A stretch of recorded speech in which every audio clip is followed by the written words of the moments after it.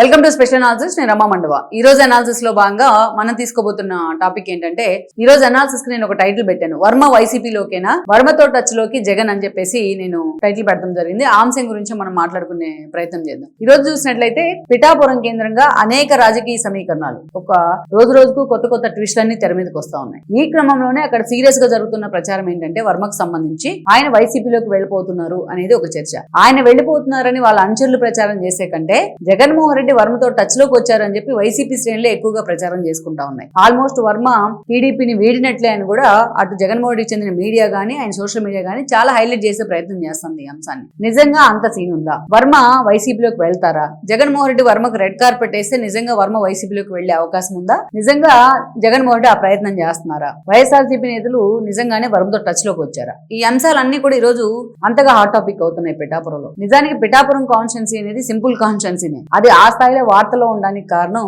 ఈ రోజు వర్మ ఒక కారణం అయితే, పవన్ కళ్యాణ్ లాంటి వాళ్ళు ఇంకొక కారణం అని అనుకోవాలి. మనం చూసినట్లయితే వర్మ గతంలో టీడీపీకి ఆయన పూర్తి స్థాయిలో ఫస్ట్ టైం ఆయన 9 ఎన్నికల్లో పోటీ చేయడం జరిగింది. సో మొత్తానికి మనం చూస్తే వర్మ టీడీపీకి ఎంతో లాయల్టీ ఉన్న కార్యకర్తగా ఆయనకు పేరు ఉండేది. 2009 ఎన్నికల్లో టీడీపీ నుంచి టికెట్ ఇస్తే ఆయన పోటీ చేశారు ఆ రోజున, బట్ ఓడిపోవడం జరిగింది. ఆ తర్వాత మనం చూస్తే 2014 ఎన్నికలు వచ్చాయి. 2014 ఎన్నికల్లో టీడీపీ నుంచి ఆయనకి టికెట్ రాలేదు, బట్ స్వతంత్ర అభ్యర్థిగా పోటీ చేసి అదో పెండెం దొరబాబును ఆయన ఓడించడం జరిగింది, వైసీపీ అభ్యర్థి అయిన పెండెం దొరబాబును. దెన్ వర్మ అక్కడ నుంచి ఎమ్మెల్యే అయ్యారు. ఎమ్మెల్యే అయిన తర్వాత కూడా టీడీపీతో అసోసియేటెడ్, అంటే టీడీపీలో విలీనం అయిపోయి టీడీపీ ఎమ్మెల్యే అభ్యర్థిగానే కొనసాగుతూ వచ్చారు ఆయన. ఆ తర్వాత 2019 ఎన్నికలు వచ్చాయి. 2019 ఎన్నికల్లో టీడీపీ నుంచి ఆయనకి టికెట్ ఇస్తే పెండెం దొరబాబు చేతిలోని వర్మ ఓడిపోవడం జరిగింది. ఆ తర్వాత 2024 ఎన్నికల్లో అనేక కీలక పరిణామాలు జరిగాయి. అయితే ఇక్కడ ఒక ట్విస్ట్ ఏంటంటే, ఆయన ఓడినా అదేవిధంగా గెలిచినా ఎప్పుడు కూడా జనంలోనే ఉంటాడనే పేరుంది వర్మకి. తనకంటూ కూడా ఒక ఇండివిజువల్ ఫ్యాన్ బేస్ ఉంది, అక్కడ ఇండివిజువల్ గా ఒక ఓట్ బ్యాంక్ కూడా ఉంది వర్మకి. సో ఏ పార్టీ అపోనెంట్ ఎవరైనా సరే వర్మకు మాత్రం ఆ స్థాయిలో జనంలో ఒక మంచి పేరు ఉండింది, అక్కడ ఒక పాజిటివ్ వైబ్. అలాంటి సిచ్యువేషన్లో 24 ఎన్నికలు వచ్చాయి. 24 ఎన్నికల్లో మనం చూస్తే అటు జనసేన, ఇటు బీజేపీ, అటు టీడీపీ 3 పార్టీలు కలిసి కూటమిగా ఏర్పడ్డాయి. లాస్ట్ మినిట్ వరకు పవన్ కళ్యాణ్ పోటీకి సంబంధించి అనేక ఊహాగానాలు ఉన్నాయి. తిరుపతి ఒకసారి, అదేవిధంగా ఉత్తరాంధ్ర నుంచి ఒకసారి అని, అదేవిధంగా చూస్తే భీమవరం, గాజువాక, గతంలో తాను పోటీ చేసి ఓడిన కాన్స్టిట్యున్సీస్ నుంచి చేస్తారని ఒకసారి, ఇలా అనేక రకాల స్పెక్యులేషన్స్ వచ్చాయి. అయితే చివరిగా పవన్ కళ్యాణ్ మాత్రం పిఠాపురం మీదే ఫోకస్ పెట్టారు. నిజానికి ఆయన తన వారాహి యాత్రలో భాగంగానే పిఠాపురం నుంచి పోటీ చేస్తాననే సంకేతాలు కూడా ఇచ్చారు ఆ రోజున. వల్లభుడు సాక్షిగా అంటూ చాలా అద్భుతంగా ఆయన స్పీచ్ ఇస్తూ పిఠాపురం మీద ఎక్కువ ఫోకస్ పెట్టే ప్రయత్నం చేశారు. అప్పుడే అందరూ అనుకున్నారు ఆయన పిఠాపురం నుంచే పోటీ చేస్తారని. సో పవన్ కళ్యాణ్ తన మనసులో మాట చంద్రబాబు నాయుడుకి చెప్పిన తర్వాత ఆబ్వియస్లీ ఆ ఎఫెక్ట్ వర్మ మీద పడింది. వర్మ అక్కడ పార్టీ ఇన్ఛార్జ్గా ఉన్నారు టీడీపీ నుంచి.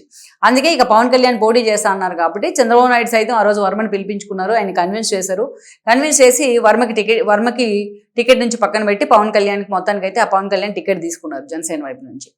ఆ తర్వాత పూర్తి స్థాయిలో పవన్ కళ్యాణ్ అక్కడికి రంగంలోకి దిగిన తర్వాత పవన్ కళ్యాణ్ స్వయంగా వర్మ ఇంటికి వెళ్ళారు. ఎందుకు వెళ్ళారంటే తాను తెప్పించుకున్న ఫీడ్బ్యాక్ అలాంటిది. వర్మ సపోర్ట్ మీకు పూర్తిగా ఉంటే మీరు భారీ మెజారిటీతో గెలవడం ఖాయమనే అంచనాలు వచ్చాయి పవన్ కళ్యాణ్.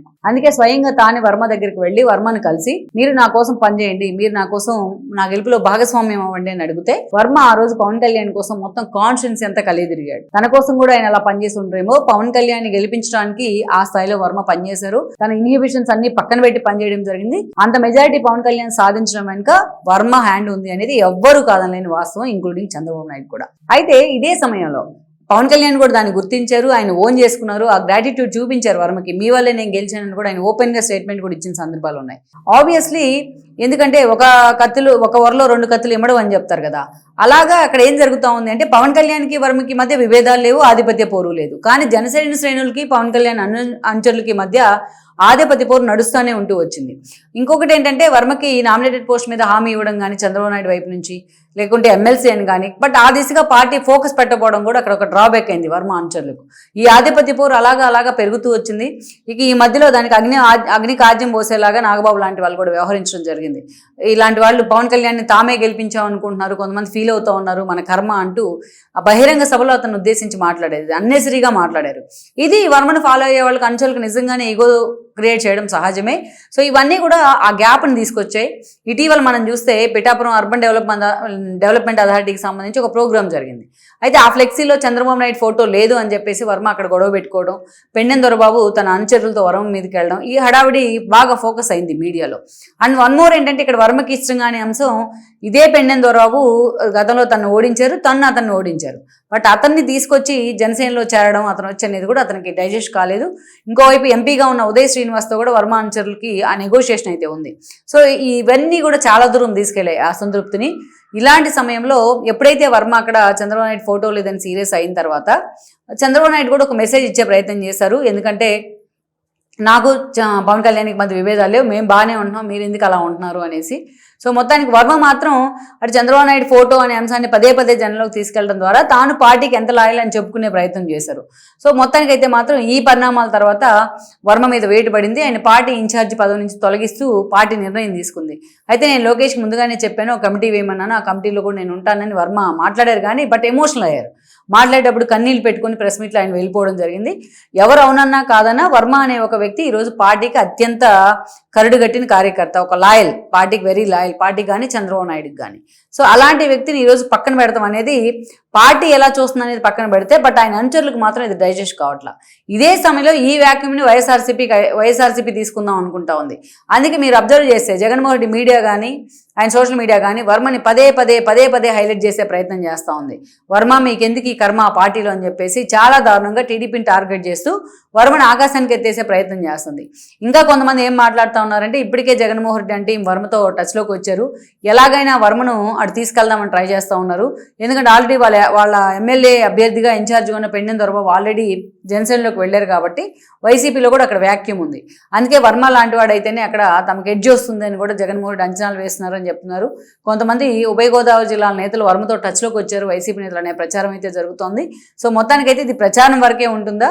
వర్మ అయితే మాత్రం పార్టీ మీద ఇప్పటిదాకా ఒక్క విమర్శ కూడా చేయలేదు. బట్ ఆయన అనుచరులు మాత్రం ఈ విషయంలో రగిలిపోతూ ఉన్నారు. మొత్తానికి జగన్మోహన్ రెడ్డి కానీ ఆయన టీం కానీ టచ్లోకి వస్తే వర్మ ఎలాంటి ఆన్సర్ ఇవ్వబోతున్నారు, మొత్తానికి పిఠాపురం ఎలాంటి సంచలనాలకు వేదిక కాబోతుంది అనేది కూడా మనం చూడాలి.